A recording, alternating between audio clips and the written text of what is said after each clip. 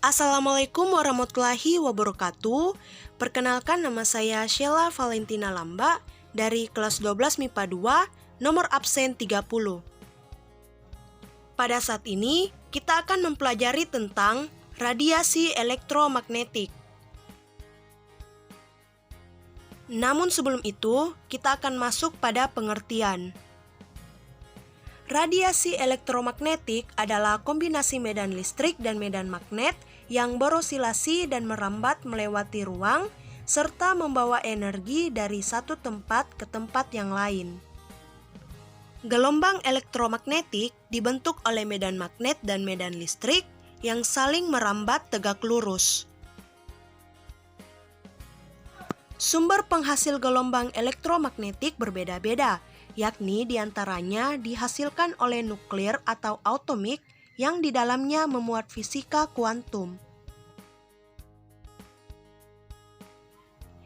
Cahaya tampak adalah salah satu bentuk radiasi elektromagnetik. Penelitian teoretis tentang radiasi elektromagnetik disebut dengan elektrodinamika. Gelombang elektromagnetik termasuk gelombang transversal, di mana setiap muatan listrik yang memiliki percepatan memancarkan radiasi elektromagnetik.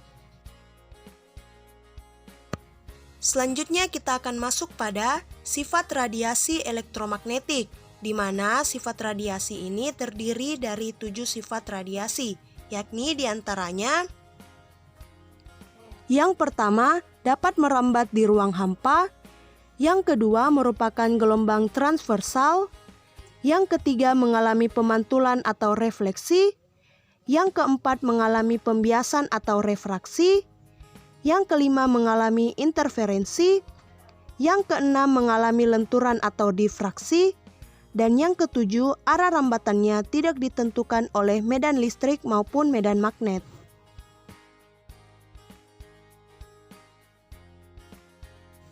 Selanjutnya kita akan masuk pada sumber-sumber radiasi elektromagnetik, di mana dalam sumber ini terdapat 2 sumber radiasi, yaitu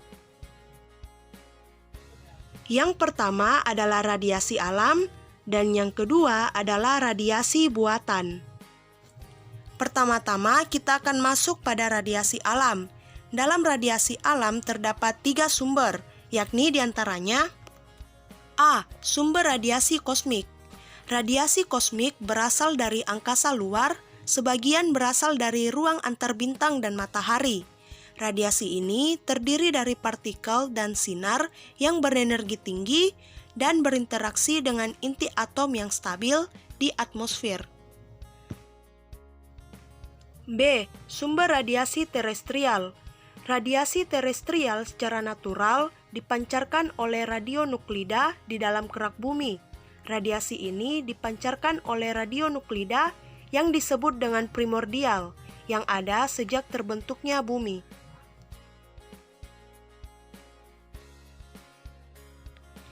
C. Sumber radiasi internal tubuh.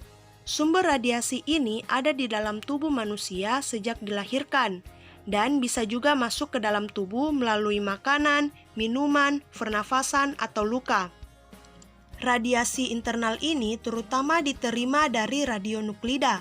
Selain itu, masih ada sumber lain yang banyak berasal dari ikan dan kerang-kerangan.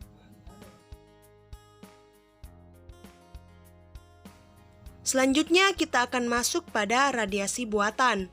Dalam radiasi buatan terdapat 5 sumber radiasi, yakni diantaranya: A. Radon dan toron adalah zat radioaktif yang merupakan turunan dari uranium dan thorium. Radon dan toron yang ada di dalam rumah berasal dari bahan bangunan, air, dan gas LPG. B. Sinar matahari mengandung ultraviolet dan inframerah. Pada pagi hari, sudut datang sinar lebar sehingga intensitasnya rendah. Dalam intensitas yang rendah, tidak merusak sel-sel dalam tubuh. Sebaliknya, pada siang hari, intensitasnya tinggi sehingga dapat merusak kulit. C. Peralatan las yang menghasilkan pancaran sinar UV, di mana ultraviolet dapat menyebabkan penyakit pada mata seperti penyakit katarak. D. Telepon seluler yang menghasilkan gelombang elektromagnetik yang dapat merusak sel otak dan sel lain dalam tubuh. Dan yang terakhir adalah E. Pesawat televisi yang menghasilkan gelombang elektromagnetik pengion dan tak pengion yang bila terpapar terus-menerus dapat menyebabkan gangguan pada mata dan sel tubuh lainnya.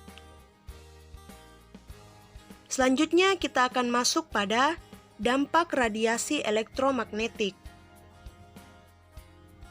Sudah banyak jurnal dan berita yang membahas bahaya dari radiasi elektromagnetik.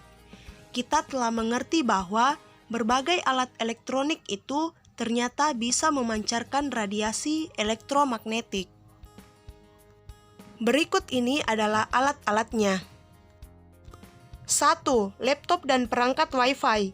Perangkat ini ternyata selain memberi manfaat yang sangat banyak, ternyata juga berbahaya untuk kesehatan kita. Seperti kita dapat mengalami nyeri pada kepala, insomnia, mual-mual, kerusakan kromosom, mengurangi konsentrasi, menurunkan memori otak, bahkan sampai dapat memicu kanker dalam tubuh.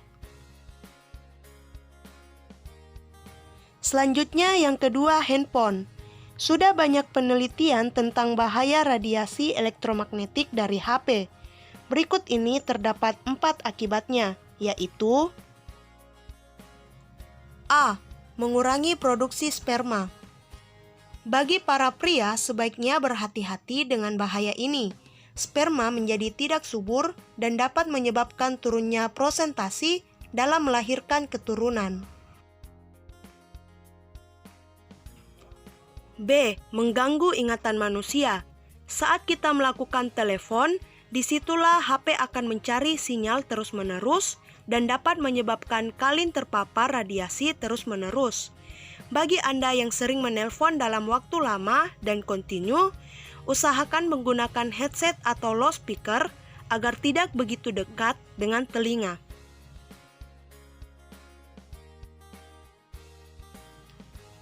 C. Menyebabkan kanker otak. Penggunaan ponsel dalam jangka waktu lama dan kontinu dapat menyebabkan kanker otak. Radiasi ponsel dikategorikan seperti zat karsinogenik yang berbahaya seperti kloroform, asap knalpot, dan timbal. Yang ketiga, komputer. Perangkat komputer juga sering kita gunakan dan ternyata ada dampak bahayanya, yakni dapat menyebabkan rabun pada mata, katarak, serta epilepsi. Alat yang terakhir yaitu televisi. Tanpa kita sadari, ternyata televisi juga memiliki dampak yang tidak baik bagi kesehatan. Sinar biru yang dihasilkan oleh layar televisi dapat menimbulkan luka fotokimia pada retina mata. Selanjutnya kita akan masuk pada manfaat radiasi elektromagnetik. Selain memiliki dampak yang buruk, radiasi elektromagnetik juga memiliki manfaat yang sangat membantu kehidupan manusia, yakni diantaranya yang pertama, gelombang radio, yaitu untuk komunikasi radio, satelit, dan lain sebagainya. Yang kedua, gelombang mikro, yaitu sebagai pemanasan microwave, komunikasi radar, dan juga sebagai gelombang radar.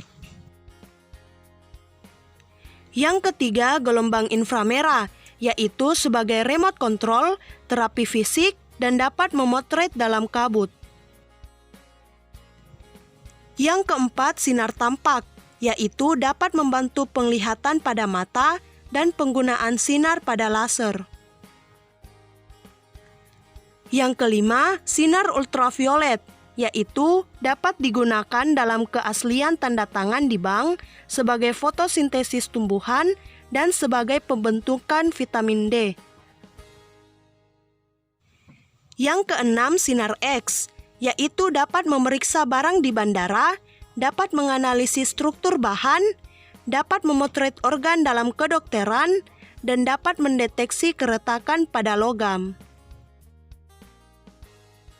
Dan yang terakhir adalah sinar gamma, yaitu sebagai terapi kanker, sterilisasi makanan, dapat digunakan dalam pembuatan varietas tanaman unggul, dapat mendeteksi keretakan, dan dapat mengurangi populasi hama. Jadi itu dia penjelasan dari saya. Kurang dan lebihnya mohon dimaafkan. Wassalamualaikum warahmatullahi wabarakatuh. Terima kasih.